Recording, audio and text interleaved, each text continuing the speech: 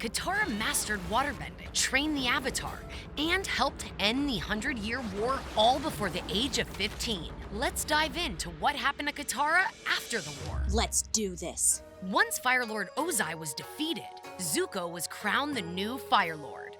Katara, Aang, Sokka, and Toph gathered at Iroh's tea shop, the Jasmine Dragon, to kickstart their celebration. It was there that Katara and Aang finally solidified their relationship, mildly annoying Sokka in the process. Under the reign of the Fire Nation, several colonies had been established in the Earth Kingdom. Aang, the Earth King, and Fire Lord Zuko committed to restoring harmony in the world by returning the land back to the Earth Nation and its people. They called their agenda the Harmony Restoration Movement. The Earth King planned a big party to commemorate their partnership, and Team Avatar finally got to celebrate for the first time in a while. Unexpectedly, 1 year later, Zuko withdrew his support from the Harmony Restoration Movement. After visiting Yu Dao, one of the last and oldest Fire Nation colonies in the Earth Kingdom, Fire Lord Zuko had changed his mind about eliminating the Fire Nation colonies. Surprised by his betrayal, Katara, Aang, Sokka, and Toph traveled to Yu Dao to intervene. When they arrived, they saw the town had been barricaded and rowdy protesters gathered outside. Aang and Katara hopped over the gate into the town and were immediately attacked by Fire Nation soldiers. Aang maintained he just wanted to talk to Zuko, but the soldiers attacked regardless, causing Katara to intervene. Let's just say she wasn't amused by the guards' attempt to set Aang on fire. Katara kept attacking until Zuko forcefully tried to restrain her. This enraged Aang, and he instantly attacked Zuko and demanded he let Katara go. Aang entered the Avatar state determined to stop Zuko, but Katara managed to calm him down by reminding him that entering the Avatar state in such an emotional way would cause him to lose control. After Aang begrudgingly agreed to talk to Zuko about Yu Dao, Zuko showed them how the town was different from the other colonies. Fire Nation and Earth Kingdom people in this town had been living together for generations. Even so, Aang was convinced that harmony required all four nations to be separate, but Katara remained uncertain. She suggested the Fire Nation colony Yu Dao might be an exception. Despite Aang and Zuko's opinion on what should happen to the town, Katara believed that the Earth King needed to be involved in whatever happened next. She and Aang set off to Ba Sing Se to meet him and to try to arrange a meeting with Zuko. The couple failed to talk the Earth King out of launching an attack on the Fire Nation. The king surprisingly ordered his general to enforce harmony in Yu Dao and send soldiers toward the colony. With all the makings of another war between nations falling into place, Katara and Aang rushed back to Yu Dao to help evacuate the town. War was looming. Aang couldn't let go of the idea that the four nations must be separated to be balanced, at least until Katara reminded him that the four nations themselves were an illusion. Katara couldn't help but see her and Aang's future reflected in the mixed nation families of Yu Dao. If the four nations have to be separate, what will that mean for us? She asked. The Fire Nation and Earth Kingdom soldiers were ready to fight, and Team Avatar jumped into action. Katara made her way up to the Earth King's war balloon to convince him he was fighting his own nation and his own people. She urged the king to just visit Yu Dao and see how his people lived peacefully with the Fire Nation citizens. Katara knew that the Earth King would change his mind about attacking Yu Dao if he just met the people his decisions were directly affecting. With the help of Katara, the Earth King left the war balloon and stepped foot in Yu Dao for the first time.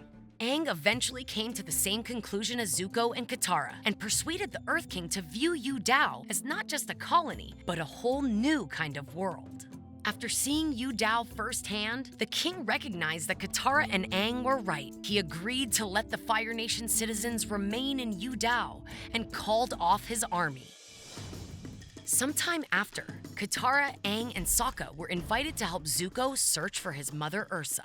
Katara was shocked to find out Zuko's sister Azula would be joining them, at first believing she had escaped. Throughout the search for Ursa, Katara had to help restrain Azula many times. The group eventually ventured into Forgetful Valley, where they encountered a spirit named the Mother of Faces. She told them that she had given Zuko's mother a new face and erased her memory of the past. After a bit of a struggle, the spirit agreed to return Ursa's old face and restore her memories of the past. Katara, Aang, and Sokka stayed in the Fire Nation for a few weeks before departing to give Zuko and his mother their much-needed time for family bonding. Later on, Team Avatar returned to Yu Dao for a banquet in celebration of the town's new government. Katara found Aang meditating outside the banquet, trying to connect with his past life, Avatar Yang Chen. Through his visions, Aang was reminded of Yang Chen's festival, an air nomad tradition. The next day, Katara, Aang, Sokka, and Toph set off to replicate the festival and recreate the celebration that had not been done in over 100 years. However, the festivities were cut short when the group discovered an industrial factory built on the Air Nation's sacred land. When they ventured into the town, Katara saw two of her old friends from the Southern Water Tribe. They worked at the Earth and Fire refinery that was now built there. The group were shocked and surprised at the scale of the factory, and they hopped a fence to get a closer look. Luckily, a kind engineer named Satoru offered to give the gang a tour of the factory. Katara marveled at how multiple types of benders work together in an assembly line. But when she was shown an assembly line that utilized machinery instead of bending, she was disappointed. She believed the bending assembly line was much more elegant. In Yu Dao, Katara saw her first glimpse of how industrialization can affect a society and how these changes can threaten the traditions of the past. Aang and Katara believe something nefarious must be happening at the factory to cause all of the pollution in the river nearby. They refused to leave the factory, and the owner sent the rough rhinos after Team Avatar for trespassing. During the confrontation, Katara and Sokka discovered the entrance to a secret iron ore mining cave. After some investigating, they realized that the underground mining was the cause of the pollution. Suddenly, there was an earthquake and the unstable mine caved in. But luckily, Toph and her metal-bending students were present to prevent any serious casualties. But now, there was an even bigger issue. All of the pollution and mining had angered an ancient spirit, General Old Iron, and he was about to destroy the town. General Old Iron attacked the city, but Team Avatar and Toph's metal-bending students defeated the spirit and forced him to retreat. Aang struggled to accept that the once familiar sacred land had changed so much. Katara helped Aang understand that despite all the technological advancements that were happening all around them, spirituality and tradition still had a place in the world. Although Yang Chen's festival hadn't gone as planned, the gang still got to celebrate. Aang reformed the holiday and founded the Spirits Friendship Festival. The celebration was created to preserve air nomad traditions while still allowing the sacred lands to modernize. After spending some time in the Earth Kingdom, Katara and Sokka decided to visit their home in the Southern Water Tribe for the first time since leaving to help Aang. When they arrived, Katara and Sokka were shocked to discover that their small village was now a city with grand buildings, a factory, and restaurants. Even so, the two happily reunited with their family as the townspeople fawned over the arrival of local celebrities. When the siblings asked about their father Hakoda, Katara was surprised to find out he was now head chieftain of the entire Southern Water Tribe. He had an entire building as his office. Once inside, Katara and Sokka were introduced to Melina and Malik, siblings from the Northern Water Tribe, who were managing the Southern Reconstruction Project. Melina showed Katara the plans for an even more opulent palace that was to become her father's new office, and she was shocked. She believed it was way too fancy and extravagant. While Sokka was in favor of the modernization of their home, Katara was conflicted. These changes reminded her of how technology changed Yu Dao.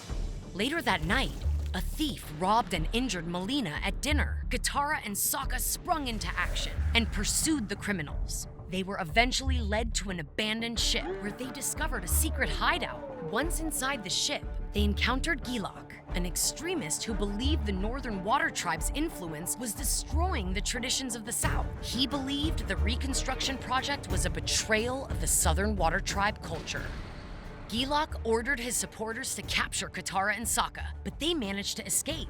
Despite disagreeing with his actions, Katara couldn't help but agree with Gilok about one thing. In her eyes, the South was starting to look like a cheap imitation of the North. Later on, Team Avatar was reunited. Aang traveled to the South to meet up with Katara, and Toph arrived to oversee a potential business deal with Melina and Mali. Fire Lord Zuko and the Earth King even showed up to help with the Southern Reconstruction Project. Pakku, now her step-grandfather, introduced Katara to the two new waterbenders in the Southern Water Tribe who refused to waterbend. She and Aang attempted to train them, but they wouldn't bend. Of course, it wasn't long until the gang got into trouble again. At a festival, Gilok's followers attacked in protest of the Southern Reconstruction Project, and Katara witnessed her dad get stabbed by Gilok. Katara managed to heal her father with waterbending, but Gilok did not yield. His supporters kidnapped the Earth King and took him hostage. With the help of metal chainmail suits to prevent chi blocking, the gang defeated Gilok at the Bridge of No Return. Gilok refused to accept defeat and tried to take everyone down with him. This backfired, and Gilok fell into the chasm. Aang and Katara's quick bending helped save the others from meeting the same fate as Gilok. A while later, Katara and Sokka visited their mother's grave. Katara earnestly admitted that she expected everything would be as it was supposed to be when she returned home. But she realized that was not possible because things would never be as they were supposed to be without her mother present. At her mother's grave, Katara explained to the young waterbenders that her mother died to protect the waterbending traditions of the Southern Water Tribe and that they should honor her legacy by learning the skill. The two agreed and showed off their talents in an artistic display of waterbending. 2 years after the end of the war, Katara, Toph, Aang, and Sokka went to visit the small town surrounding Earth and Fire Refinery. They were shocked to see it had grown into a large city that was now known as Cranefish Town. The city had expanded so much, the gang barely even recognized it. Later that night, Katara, Aang, Sokka, and Toph were awakened when benders attacked the refinery, causing it to explode. Toph only managed to survive thanks to some quick metal bending. But now the gang found themselves in the middle of a turf war fueled by a bender supremacy movement. Katara and the rest of the team launched an investigation to nab the perpetrators behind the refinery explosion. After recognizing the footsteps of the criminals, Toph suspected a businesswoman named Li Ling and her daughters. The team disguised themselves and attended a secret bending supremacist rally to gain further evidence. When Toph lost her temper, their cover was blown and a fight ensued, resulting in Li Ling being captured. When Toph suggested Aang take away Li Ling's bending, Katara vehemently disagreed. She reminded Toph that Aang had only taken one person's bending away and that that person was a threat to the entire world. Katara believed that removing a person's bending was no different than removing a part of them. Aang, loyal to his air nomad roots, was committed to a non-violent solution. Katara reminded him that taking away someone's bending may seem non-violent, but in actuality, it is violent to destroy a piece of someone's identity. While Aang contemplated what to do, Li Ling escaped. Katara, Aang, Sokka, Suki, and Toph prepared to stand off against Li Ling and her supporters. Another fight ensued, and Li Ling was captured. Enraged, Aang entered the Avatar state and was prepared to take Li Ling's bending away. That is, until Katara stepped in to remind him to consider the reason behind his decision. She claimed that the easiest solution might not always be the correct one. Ultimately, Katara's influence saved Li Ling's bending, and she was taken into custody by Cranefish Town's newly created police force. Aang and Katara felt that the issues in Cranefish Town were far from resolved and decided to stay. Their leadership and influence would help it to eventually become Republic City. In the years that followed, Katara and Aang got married and had 3 children. Bumi, a non-bender who was named for Aang's friend King Bumi, Kaya, a waterbender who was named after Katara's mother, and Tenzin, who was an airbender like his father Aang.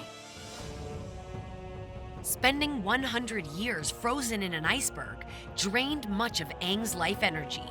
He felt his body breaking down and sensed his life was coming to an end. Before his death, he tasked the White Lotus with the duty of finding and training the next Avatar. At the young age of 66, Aang passed away, and the Avatar cycle continued. Aang was reincarnated into Korra. I'm the Avatar! You gotta deal with it! And so, Katara became a waterbending teacher to yet another Avatar. During one of Katara and Korra's early training sessions, Katara explained that waterbending was all about slow and calm movements. Korra disregarded this and eagerly copied the elders' movements, resulting in Katara being buried in a large pile of snow. When Korra's mother apologized, Katara was unabashed and claimed she had faced far more dangerous waterbenders, and a young Avatar testing out strength was nothing to apologize for. One day, when a young Korra went missing, Katara joined her parents to search for her. They found Korra safe with a polar bear pup that the Avatar wanted to keep. Korra's parents were hesitant, but Katara convinced them to let Korra keep Naga, noting that all past Avatars had an animal guide. Katara continued to be a mentor to Korra throughout her journey as Avatar. Relax, I'm a healer. I learned from Katara the best there is. No. That's the stuff. Korra became a skilled healer under Katara's instruction, and Katara continued to supervise all aspects of her training and proclaimed Korra was ready to continue her training with airbending. She's strong. Do you believe she's ready, Master Katara? Yes. Katara was confident in her son Tenzin's abilities and believed Korra would be able to learn from him. Later, when Korra's airbending training was delayed, Katara caught her sneaking out at night to travel to Republic City. I have to leave. I have to find my own path as the Avatar. I know you do. Katara gave Korra her blessing to leave. By this point, Katara became a grandmother. Tenzin and Pema had 4 children of their own, who all turned out to be airbenders like their father and grandfather. Hello, Mother. I can't tell you how happy I am to see you. Please, help me. Unhand me, strange woman! That's your grandmother, Milo. It's so good to see all of you. Katara was not only a trusted mentor to Korra, but also a world-renowned healer. When Amon took Korra's bending away, Katara was entrusted with the task of healing her. I've tried everything in my power, but I cannot restore Korra's bending. When Janora's spiritless body was brought to Katara to heal, You're the only one who can help her now, Mom. she laid her in a pool of water to assess the situation with her waterbending and helped maintain Janora's health so that her spirit would have a place to return to. After Korra was poisoned by the Red Lotus, she sought out Katara to help her heal the damage that it caused. I'm tired, Katara. I'm so tired. Korra, I know you feel alone right now, but you're not the first Avatar who's had to overcome great suffering.